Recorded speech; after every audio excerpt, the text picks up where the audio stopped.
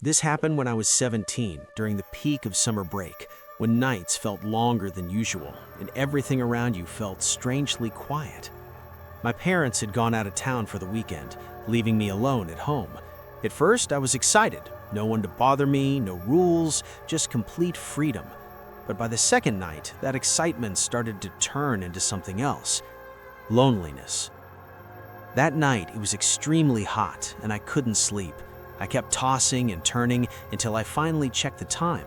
It was 12:47 a.m. That's when I decided to go outside and swim. Our backyard pool wasn't huge, but it was deep enough, and at night it looked completely different. The underwater lights gave it this dim blue glow, while the rest of the yard was swallowed in darkness. No street lights reached that far. I stepped outside, and the air felt heavy and still. No wind, no insects, nothing. Just silence. I walked slowly toward the pool, the concrete cold under my feet. For a moment, I just stood there, staring at the water. It looked darker than usual, but I ignored it. I dipped my foot in. Warm. Perfect. I slipped into the water slowly, letting myself sink in until I was floating on my back. My ears went underwater and everything became muffled, that peaceful underwater silence. At first, it felt relaxing, but after a minute or two, I started to feel uneasy, like I wasn't alone. I lifted my head above the water and looked around. Nothing. The yard was empty. I laughed quietly. "You're just overthinking," I muttered. Then suddenly, a splash. Not near me, from the deep end. I froze. My body went completely still. I slowly turned my head toward the deep side of the pool. The light didn't fully reach that area, so it looked almost black. "Hello?" I called out. No answer. I stared at the water, waiting for movement. Nothing. I started swimming slowly toward the edge, trying to stay calm. Then, another splash, louder this time, and closer, right behind me. I spun around instantly, causing water to ripple around me. Nothing, but I could feel it. Something was in the pool, something that wasn't me. My heart started pounding so hard I could hear it in my ears. I quickly reached the edge and grabbed onto it, pulling myself halfway out of the water. That's when I saw it. A shadow moving under the surface. Slow, deliberate. It wasn't swimming like a person, it was gliding. I couldn't breathe. I just stared, frozen. The shape came closer and closer until suddenly it stopped right below me. I held my breath, looking down into the water. And then a face slowly appeared just beneath the surface. Pale, eyes wide open, staring directly at me. Its mouth slightly open, but it wasn't breathing. It wasn't moving. It was just watching. I screamed and scrambled out of the pool, slipping slightly on the wet concrete. I didn't even look back at first. I just ran. But halfway to the door, something made me turn around. And I wish I hadn't, because from the middle of the pool, a hand slowly rose out of the water. Not splashing, not struggling, just rising, like it was reaching for me. Then it slowly lowered back down. I ran inside, slammed the door, locked everything, and stayed in my room with the lights on until morning. The next day, I checked the pool. Everything looked normal. Crystal clear water, no signs of anything. But here's the part that still messes with me. At the bottom of the pool, there was something I had never seen before. A small, dark handprint pressed against the floor from the inside. This story was told to me by a friend who worked as a night security guard at a private community pool. He wasn't the type to scare easily. He was calm, logical, and honestly, kinda boring, which is why when he told me this, I knew he wasn't lying. His shift started at 10 p.m. and ended at 6 a.m. The pool was supposed to be completely closed and empty by then. Most nights were uneventful, but one night, everything changed. Around 2:13 a.m., he was sitting in the small security office watching the camera feeds. That's when he noticed something strange. On camera 3, the main pool, there was someone standing in the water. He leaned closer to the screen.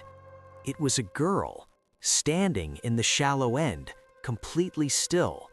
Her long hair covered her face, dripping wet. At first, he assumed she had snuck in after hours, annoying but not unusual. He grabbed his flashlight and radio and headed outside. "Hey," he called out, "pool's closed." No response. The girl didn't move. He walked closer, his footsteps echoing slightly in the empty space. "Did you hear me? You need to leave." Still nothing. Now he was getting irritated. He stepped closer to the edge of the pool. That's when the girl disappeared. Not jumped, not swam. She was just gone. The water was perfectly still. No ripples, no sound. He frowned, confused. "Okay, that's not funny," he muttered. He looked around, checking behind chairs, near the fence. Nothing. A sound. Behind him. A slow, dragging noise. Wet. Heavy. He turned slowly, and there she was, at the edge of the pool, halfway out, her hands gripping the concrete, her body dragging itself forward. But something was wrong. Her arms bent at strange angles, too stiff, too unnatural. Her head hung low, hair covering her face. "Are you okay?" he asked, stepping back. She didn't answer. Instead, she slowly lifted her head, and even from where he stood, he could tell something wasn't right. Her face looked stretched, like skin pulled too tight. Her eyes too wide, too empty. Then she spoke. Her voice sounded like it was coming from underwater. "You weren't supposed to see me." He felt his chest tighten. "What are you?" he whispered. She tilted her head slightly, and then she smiled. But it wasn't a normal smile. It was too wide, too forced. Before he could react, she dropped back into the pool. No splash, no sound, just gone. He ran back to the office, locked the door, and didn't come out until sunrise. The next morning, he checked the security footage, and what he saw made it worse. The pool had been empty all night. No girl, no movement, nothing, except for one thing. At exactly 2:13 a.m., the water in the pool started moving on its own. This final story is one I found online years ago, but it stayed with me because of how real it felt. A family had just moved into a new house with a beautiful backyard pool. Their son, who was around 10 years old, loved it. Every evening he would spend hours swimming, even after it got dark. At first, his parents didn't think much of it, but after a week, things started to feel off. The boy became quieter, more distant. One night at dinner, his mother asked, "Why do you stay out there so late?" The boy shrugged. "I'm not alone." His parents exchanged a glance. "What do you mean?" his father asked. "There's another boy," he said casually. "He plays with me." They assumed it was imaginary. Kids do that. But something about the way he said it didn't feel normal. "What does he look like?" his mom asked. The boy hesitated. "He's always underwater," he said, "but he talks to me." That made them uncomfortable. "Does he ever come out?" his father asked. The boy shook his head. "No, he says he can't." That night, the father decided to check. Around midnight, he went outside quietly. The pool lights cast that eerie blue glow across the water, And there was his son, sitting at the edge, feet in the water, talking, laughing softly. "To who?" the father asked. The boy turned. "My friend."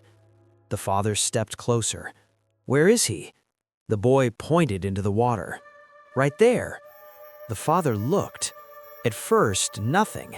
Then slowly, a shape, a face, just beneath the surface. Eyes wide open, staring up, not blinking, not moving, just watching. The father stumbled back. "What is that?" he whispered. The boy smiled faintly. "He says you shouldn't be here." Suddenly, the water rippled. The face disappeared. The father grabbed his son and rushed inside. The next day, they drained the pool. Nothing, completely empty. But after that, the boy refused to go near it again. Whenever they asked why, he would only say one thing: "He's still there." A pause. "He just waits now."